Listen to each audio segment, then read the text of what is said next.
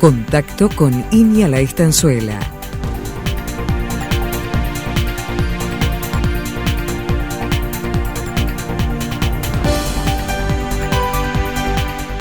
Novedades desde la investigación agropecuaria.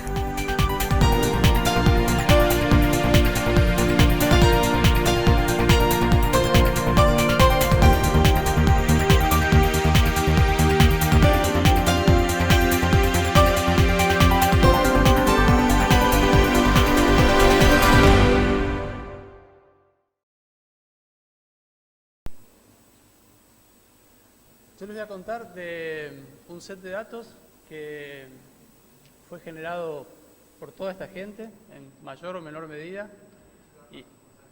Perdón, sí, ahí está. Es un set de datos que fue generado por toda esta gente, sobre todo en línea 33 y en línea Estanzuela. Mi nombre no está ahí, yo solamente junté los datos y lo estamos compaginando y consolidando para poder hacer un análisis más global. Son datos de productividad, kilos de biomasa, de distintas especies y cultivares, gramíneas, leguminosas, brásicas, ráfanos, con distintas fechas de implantación, marzo, abril, mayo, hasta junio, con distintas fechas de quemado, fecha de cierre, generalmente es mitad de septiembre o mitad de octubre, las dos fechas que más comúnmente aparecen en la base de datos. En algunos casos hay dos métodos de implantación, en líneas o al voleo, y en una parte relativamente chiquita de la base de datos hay mediciones de la cantidad de nitrógeno fijado atmosférico, en lo que son leguminosas forrajeras.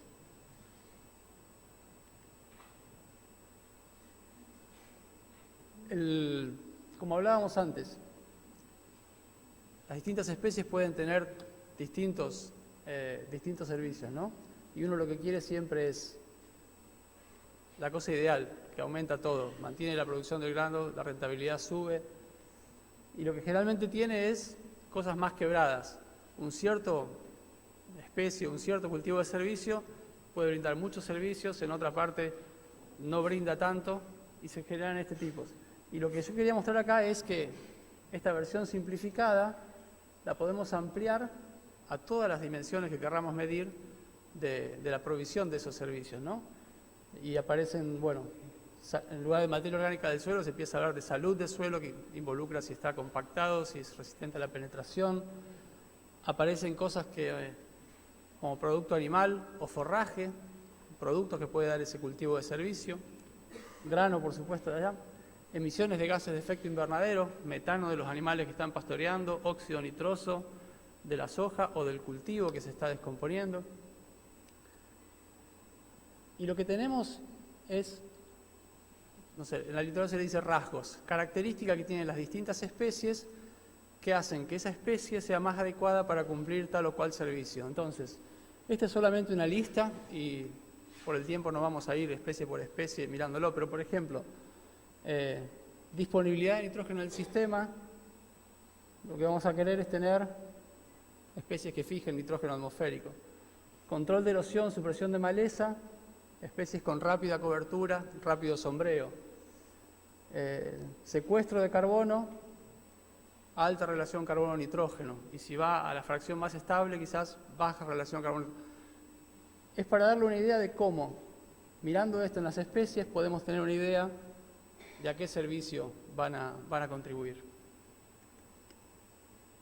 Y además de eso, por la forma en que están los sistemas funcionando en Uruguay, uno quiere que esos cultivos de servicios tengan estas características que son más agronómicas, no tanto el servicio.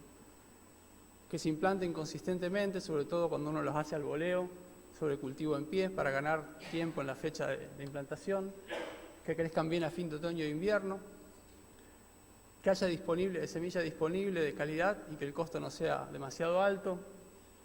Que sean simples en el manejo. Que sean fáciles de matar con herbicida y por ende que tengan bajo riesgo de convertirse en malezas. Otra vez, esa combinación de características no existe en una especie y por eso el punto es muchas veces decidir qué rasgos se necesita en tal sistema y qué características agronómicas tiene esa especie. A mí me gustaría que, por si a alguno no le quedó, no es posible solucionar todos los problemas o todos los servicios con una especie, con tal método de implantación y con tal manejo agronómico. El punto es que siempre va a haber compromisos y siempre va a haber diversos servicios que están proveyendo. Es una base de 3 años, 4 sitios, 1.600 mediciones de biomasa aérea, mediciones independientes, repartidas más o menos entre el litoral suroeste, Iña Estanzuela y otra localidad por acá cerca, e Iña 33, siembras de marzo, abril y mayo y quemados en septiembre y octubre. Cuando las separamos por tipo funcional, si es una gramínea, si es una dicotiledonia, que ahí adentro hay brásica y ráfanos, o sea, nabo forrajero y leguminosas anuales, hay muchísima variabilidad entre sitio, entre años, y es difícil establecer tendencias claras, que se repitan los 3 años, tal especie dio lo mismo. Pero hay 2 cosas bien claritas. Una es que las productividades de las gramíneas son relativamente bajas cuando las comparamos, por ejemplo, con cualquier verdeo de invierno que tenga un mínimo manejo de fertilización con nitrógeno, ¿sí? Entonces, hay una clara limitación por nitrógeno en la productividad de esas gramíneas, que son avena, raigrasa anual, avena negra.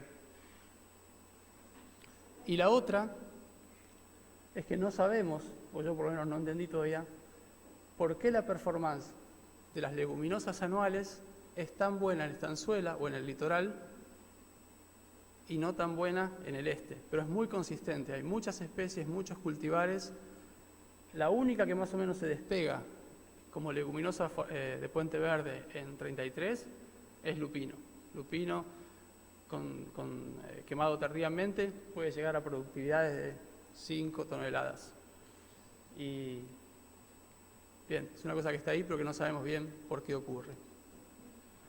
Y lo otro es, aquí en el suroeste, los relativamente buenos niveles de productividad que pueden lograr las leguminosas anuales.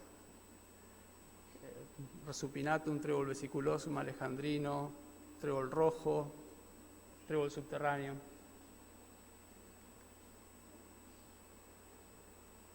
Estas son 3 fechas de siembra, marzo, abril y mayo, para las leguminosas anuales aquí en Estanzuela, y es algo que se ve bien consistentemente. Hay un claro efecto de siembras tardías sobre la productividad de esos cultivos.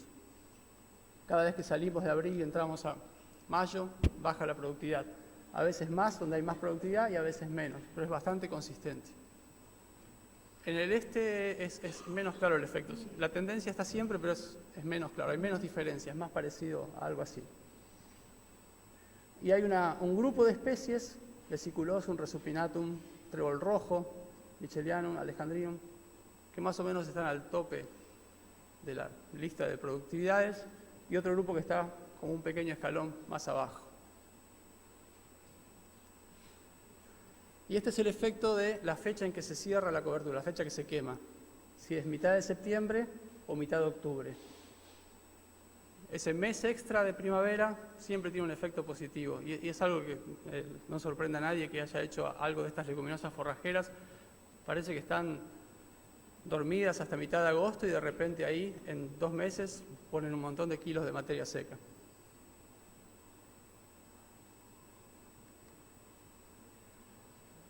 Entonces, los resultados más claros y consistentes que sale de este análisis hasta ahora es un efecto claro de fecha de siembra, sobre todo de fechas que se pasan de abril y entran en mayo, de que baja la productividad. La interacción con el método de siembra quiere decir lo siguiente, que cuando el método al voleo permite adelantar la fecha de siembra, tiene una ventaja sobre la siembra en líneas. Los años en que se sembraron al voleo y en líneas al mismo tiempo, en líneas produjo más que al voleo. Sobre todo en las leguminosas es bien claro. Pero sobre todo se viene en el este, es difícil en líneas lograr fechas de siembra temprana, y sí al voleo. El efecto de fecha de quemado que yo les mostraba ahí es el promedio de todos los cultivares. Es mucho más claro para cultivares largos. Cada una de las especies, sobre todo de leguminosas, uno puede encontrar cultivares más cortos, más largos, tanto de vicia de los tréboles. Ese mes extra, que es de mitad de septiembre a mitad de octubre, es muy importante en términos de productividad para cualquier cosa que tenga un ciclo largo. Y esto es lo que le contaba antes.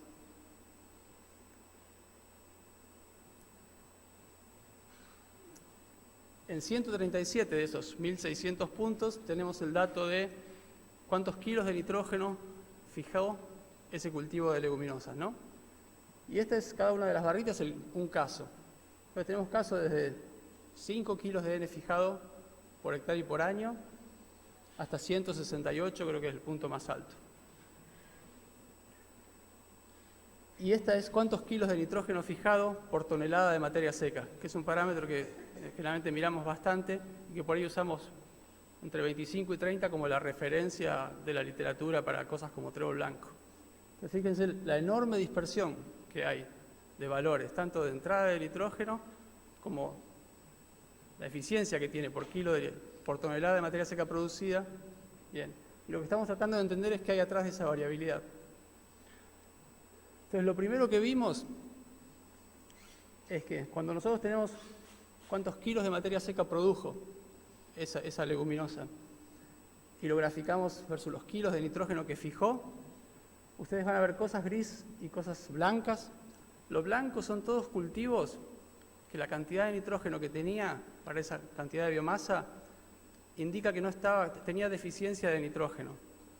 Y para leguminosas, eso generalmente indica que hay un problema en la simbiosis, que no se estableció bien la simbiosis o que se estableció más o menos, que no está funcionando bien. Todo lo que es gris es un modelo teórico que dice cuánto nitrógeno tiene que tener una planta que tiene 6 toneladas, bueno, tiene que tener más o menos en este rango. Todo lo que está gris estaba perfecto, de libro, y todo lo que está blanco no daba de libro. Eran cosas que no tendrían que haber sido así si hubiera funcionado bien la simbiosis. Entonces, una de las causas que tenemos en las leguminosas forrajeras, o que sospechamos que hay, sobre todo de la parte baja de fijación, es que en alguna de esas especies la simbiosis no funcionó. Y es más común ver esos casos en las especies más raras para Uruguay. Dos bien claras son Medicago escutelata y Medicago litoralis. Es más fácil ver que esos puntos caen en esas especies y no en trébol rojo, que es una especie que tiene una historia de uso bastante larga en Uruguay y que no dura. Pero incluso descontando esa parte, lo que tenemos es bastante dispersión. Tenemos muchos puntos grises que están entre 15 y 30 kilos de N fijado por tonelada, que es de simple a doble la diferencia, ¿no? Y yo lo que le muestro acá es cuántos casos tenemos de las plantas sin deficiencia y con deficiencia para distintos rangos de kilos de nitrógeno que tomaron del suelo. No fijados, sino las leguminosas también toman el nitrógeno que está en el suelo. Entonces, fíjense, no hay tanta diferencia. Son dos curvitas que se solapan. Con deficiencia o sin deficiencia eran plantas que eran iguales de capaces que tomar el nitrógeno que estaba en el suelo. La gran diferencia aparece en los kilos de N fijado. Todas las deficientes que están para la izquierda están con un pico de 45 y las que no tenían problemas están con un pico de 90 y 100. Entonces, parte de esta variabilidad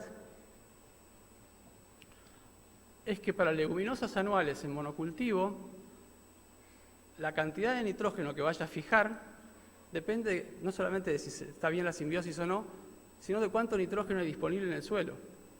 Si vos tenés altas cantidades de nitrógeno disponible en el suelo, si estás acá, esos son cultivos que tomaron 150 kilos de nitrógeno del suelo y que estaban con la simbiosis funcionando bien. La planta va a tomar ese nitrógeno. Entonces, por kilo de biomasa producida, fijó menos, estamos acá. Y los máximos son los máximos que podemos lograr en trébol blanco creciendo en mezcla, ¿no? Donde la gramínea hace de aspiradora del nitrógeno del suelo y fuerza a la leguminosa a fijar. Y esos son los valores que tenés en trébol blanco en la literatura. Es difícil encontrar más de 30 kilos de N fijado por tonelada de materia seca.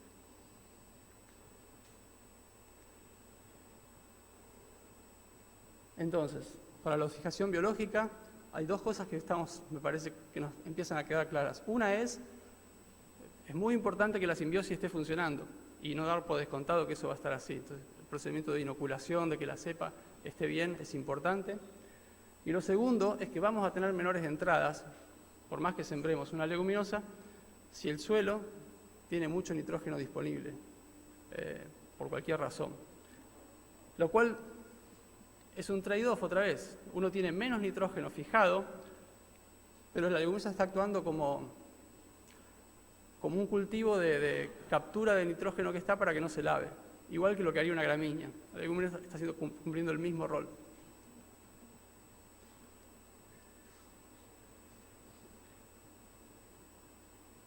A mí me gustaría llegar a ponerle números a esto, ¿no? Pero yo lo que veo hasta ahora es que si la gramínea es el azul, un buen control de erosión, y hablemos de avena negra, porque se instala rápido, puede suprimir bien las malezas, al menos potencialmente.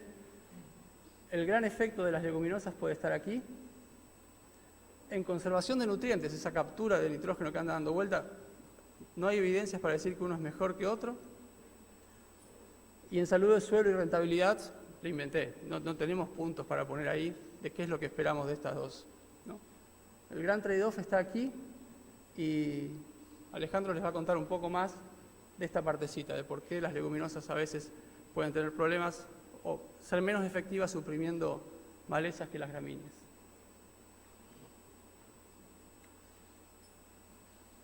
Estas las voy a mostrar y se las dejo para después, para la mesa redonda.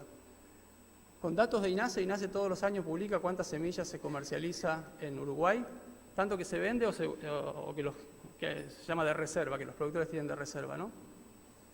Entonces yo sumé lo que es avena negra, que es todo lo que es en gris, esta y esta, y todo esto acá, chiquitito, es alejandrino, vesiculoso, todas especies raras. Y dividí los kilos por una densidad de siembra para estimar más o menos cuántas hectáreas están sembrando año a año, ¿no? Y fui bastante generoso, poniéndole densidades bajas para inflar las hectáreas, ¿no? Hay un único especie de servicio que estamos usando, que se llama avena negra. Debe faltar acá un poquito de avena sativa, o de trigo, o de cebada, que se usen como cultivos de servicio, ¿no? Pero la forma de la curva, el hecho de que se estabilice estos últimos 3 años, junto con la estabilización del área de soja, ahí me da confianza que no está muy errado eso, y que son en 120.000 hectáreas.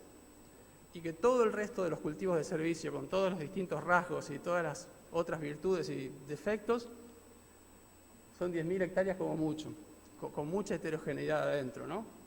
De alejandrino. Yo lo voy a dejar por ahí y para que después lo charlemos al final.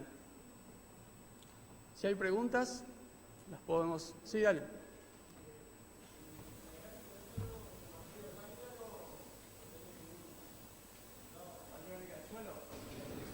Materia orgánica del suelo, Priscila te va a contar en un rato.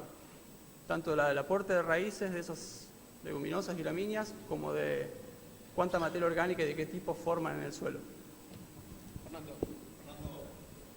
Hola, sí, buenas tardes. Una consulta, tú mencionaste hoy de que se habían declarado que el área de cultivo de cobertura eran unas 400.000 hectáreas.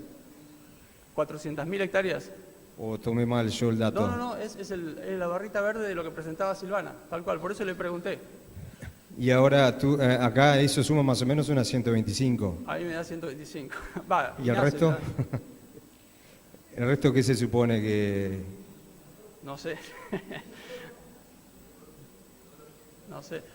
Esto yo creo que es ¿Pero eso es semilla comercial o capaz está considerado el uso propio?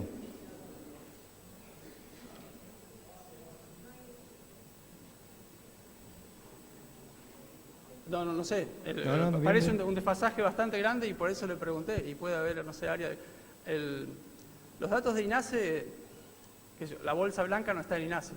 Entonces, toda la avena negra que no está. Sí está la reserva, todo el área esta gris oscura es productores que producen su propia semilla, eso, y que está declarado, eso sí está ahí. Y claramente está aumentando y la venta de avena negra está bajando. Y puede estar, pero la diferencia es es de 100 a 400, es un montón. Y bastante estable. A mí lo que más me convence, la forma de la curva es muy realista, lo que uno esperaría, ¿no? En 2013 se instalan los puentes, la ley de planes de uso y de manejo, aumenta y se estabiliza cuando se estabiliza el área de software. Buenas tardes. La consulta es, ¿cómo se mide los kilos de nitrógeno fijado por tonelada de materia ¿Cómo seca? se mide? Se tiene un estudiante extremadamente laborioso, primero como Priscila, y el nitrógeno que viene de la atmósfera es un poquito diferente del nitrógeno que viene del suelo. Lo que tiene es un poquito diferente el peso del átomo de nitrógeno, ¿no? Y hay un aparato que sirve para medir ese peso. El de la atmósfera generalmente es más liviano, pero nada más liviano, es milésimas de nada, que el del suelo. Entonces, cuando uno mide, se llama la cantidad de N15 en una planta, puede calcular cuánto viene del suelo.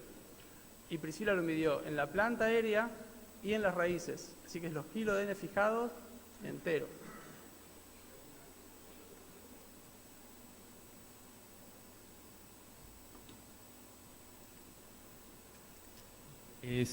Suponemos que eso queda sobre superficie, ¿no? Porque es materia aérea, ¿no?